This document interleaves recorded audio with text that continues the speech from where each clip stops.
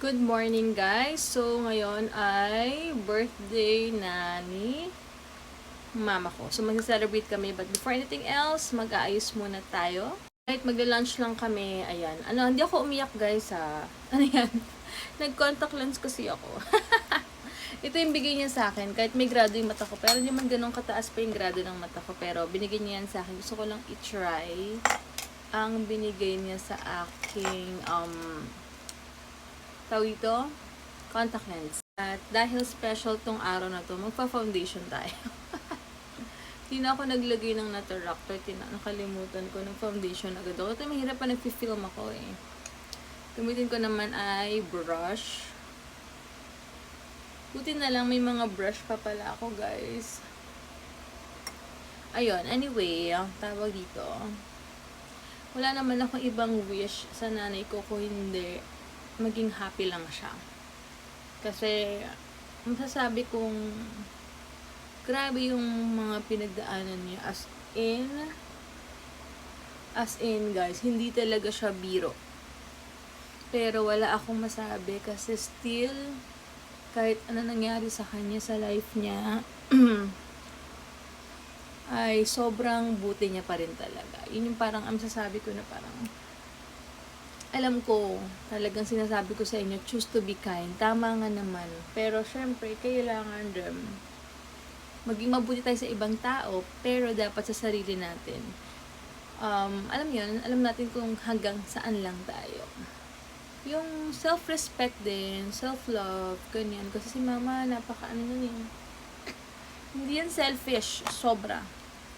Wala rin masamang minsan magpaka-selfish, lalo na kapag naagrabyado ka na. Pero siya, ay nako, wala kang masasabi sa kanya guys, kung hindi, grabe lang talaga. And grabe siya magmahal, ayan, alam mo yun, parang, minsan ako na nagagalit sa kanya, pero wala eh, ganun talaga siyang tao. Hindi mo siya, alam mo yun, magkaiba kasi kami ni mama kasi ako din, sobrang lumaki talaga akong independent talaga guys. Medyo, tsaka kasi dapat alam mo kung kailan mo dapat, kung kailan magsa-stop, and dapat kung kailan mo kailangan ng alagaan yung sarili mo, ganyan. Si mama laging tao pa rin ang iniisip kahit na alam mo yung may laban siya, parang ganun. Pero, hindi siya ganun, guys. Kaya naman, sabi ko nga kay mama, pag hinahayaan mo lagi kang ganyan, yan mangyayari sa'yo, magtitiis ka na lang na ganyanin ka ng mga tao, guys. Walang specific na tao, pero ganun talaga. Wala ganun talaga siya, sobrang bait. Kahit marami na siyang proof, marami siyang laban, pero wala. But anyway, ganun talaga guys. Ay, ang ganda talaga ng Maybelline na yan. Tsaka yung Naturactor, the best talaga. Kilay muna tayo guys. Excited na ako dahil soon hindi ko na kailangan magkilay pa.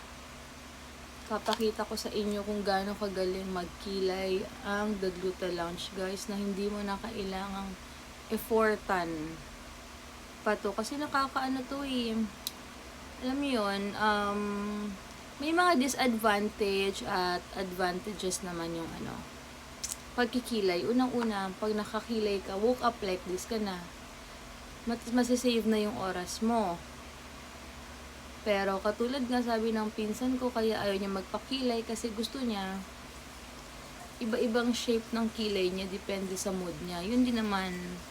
Pero ako naman, hindi naman ako masyadong dyan sa kilay. So, sabi ko, matagal na kasi to sa iba ako nagpagawa. So, ipaparetouch ko sa kanila.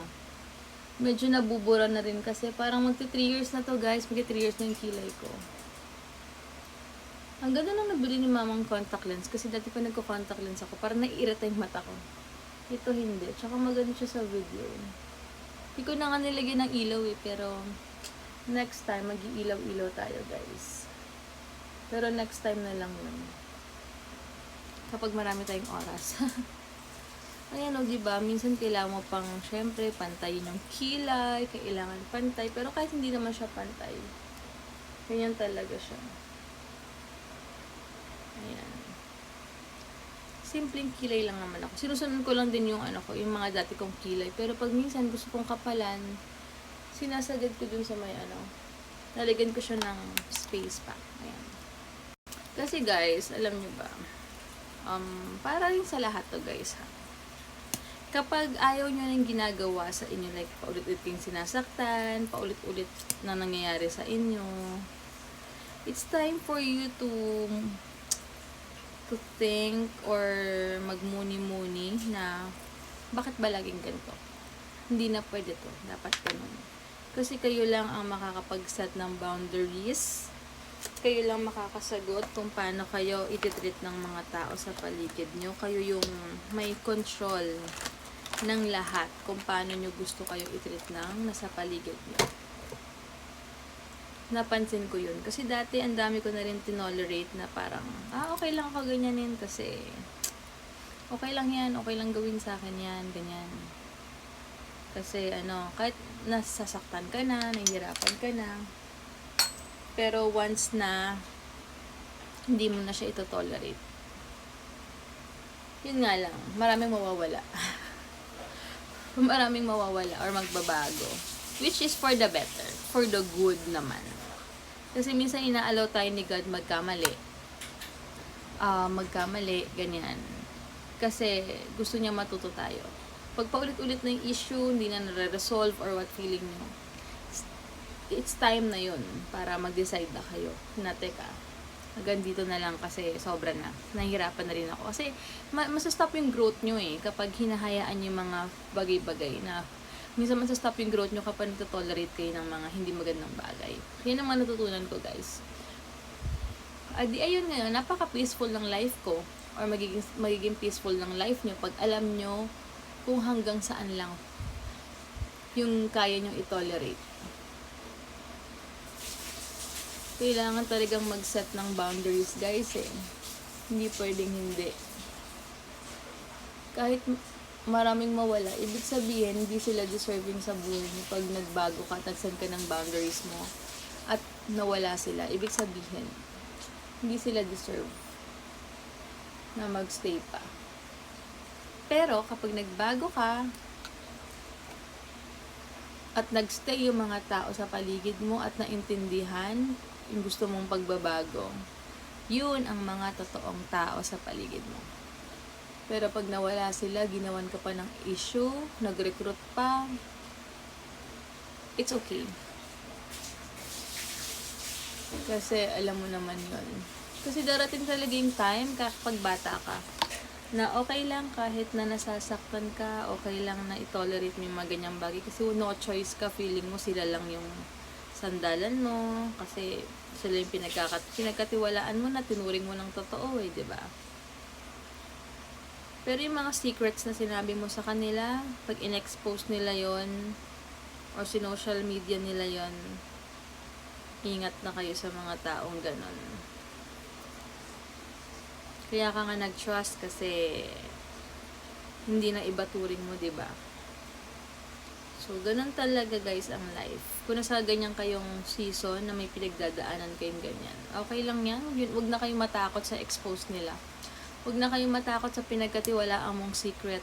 Kasi kaya ka naman nagsasabi ng secret sa isang tao, hindi mo nang pinagkalat Nagtiwala ka kasi tinuring mo siyang kapatid or pamilya na. Kaya ka nga nagtiwala diba?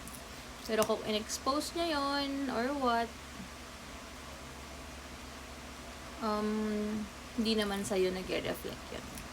Sa gumawa nun. Ibig sabihin, hindi siya kailangan pagkatiwalaan. Yung ibang tao naman, diba? Natin masisisi na ma-recruit or maniwala sa kanya. Kasi nga, matagal sabi nga ni Heinz, pag ganun, matagal lang may galit sa'yo, naghanap lang ng kakampi yun. So, ayun lang guys. Sana may sense tong video ko na to. Isa na lang, wait lang. The best talaga tong polish na pandikit guys. So, ayan na. Bye guys. Happy Wednesday!